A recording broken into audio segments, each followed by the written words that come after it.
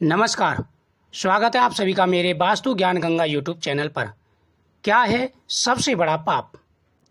दोस्तों, हम सभी जानते हैं अच्छे कर्मों को पुण्य और बुरे कर्मों को पाप कहा जाता है। पाप करने वाले मनुष्य को कभी न कभी अपने पाप कर्मों का फल भोगना ही पड़ता है। आजकल पाप करना मनुष्य के लिए एक आम बात हो गई है और कई बार तो लोग अपने पाप कर्मों को भी पुण्य ठहराते हैं। आज आपको इस वीडियो के माध्यम से पाप कर्मों के बारे में जानकारी मिलेगी। दोस्तों, जो भी चैनल पर पहली बार आए चैनल को सब्सक्राइब जरूर करें नई नई जानकारियां पाने के लिए। सब्सक्राइब करें, बगल में बेल आइकन बटन को जरूर दबा दें जिससे मेरी हर वीडियो का नोटिफिकेशन आपके पास पहुंचेगा। इस दुनिया में कुछ लोग ऐसे भी होते हैं जो जानबूझकर पाप करते हैं, परंतु अधिकतर लोग ऐसे हैं जो अज्ञानता की वजह से पाप कर्म कर बैठते हैं, क्योंकि उन्हें ज्ञान ही नहीं है कि क्या पाप है और क्या पुण्य है। और यदि उन्हें सही मार्गदर्शन मिल जाए तो वे पाप कर्मों से बच सकते हैं। जो व्यक्ति जैसा कर्म करता है उसी प्रकार से उसे सजा मिलती है। भगवान श्री कृष्ण कहते हैं कि इंसान को शास्त्रों से सहमत होकर के पाप करना चाहिए। हमारे ग्रंथों में काफ़ी ऐसे उल्लेख मिलते हैं कौन सा पाप करने से क्या फल मिलता है। वहीं गरुड़ पुराण में, भविष्य पुराण में अनेकों व्याख्याएं मिलती हैं।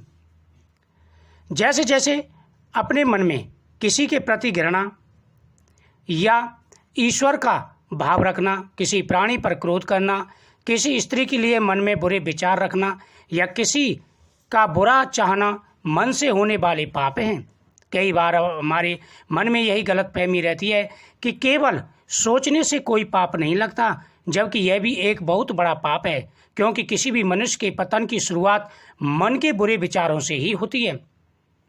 सबसे पहले मन में जैसे विचार आते हैं हमारे मस्तिष्क में उसी तरह के कार्य करने की हमारे शरीर अंग जो है क्रिया करते हैं। इसलिए कहते हैं कि मन पवित्र हो तो इंसान अच्छे कर्म करता है, अगर मन में पाप हैं तो इंसान बुरे कर्म करता है।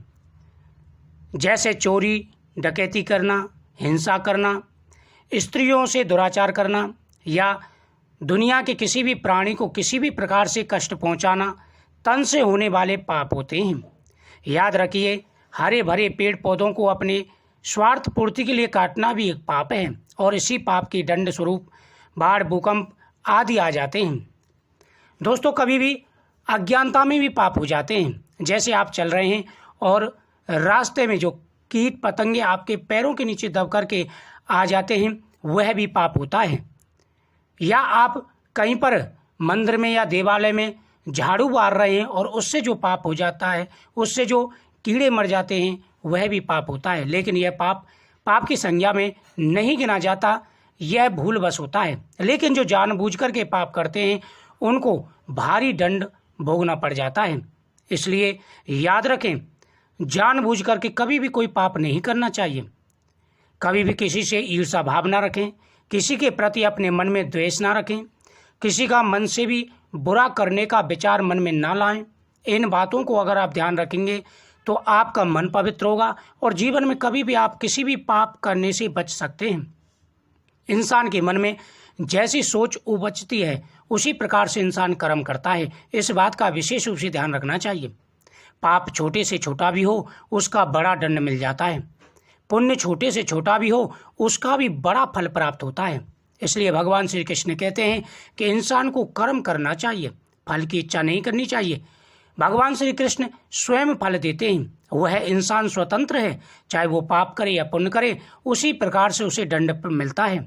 इसलिए हमेशा ध्यान रखना चाहिए और हमेशा यही प्रयास करना चाहिए कभी भी कोई पाप आपसे ना हो। प्रायश्चित करने से पाप दूर हो जाते हैं। अगर आपसे कोई पाप हो जाता है तो संग संग भगवान से क्षमा याचना व प्रायश्चित कर लेना चाहिए। इससे पाप दूर हो जाता है और भगवान क्षमा करते हैं। तो दोस्तों, मुझे उम्मीद है आपको जानकारी अच्छी लगी। वीडियो को शेयर जरूर करें। मिलते हैं नेक्स्ट जानकारी के लिए नेक्स्ट वीडियो में। जय श्री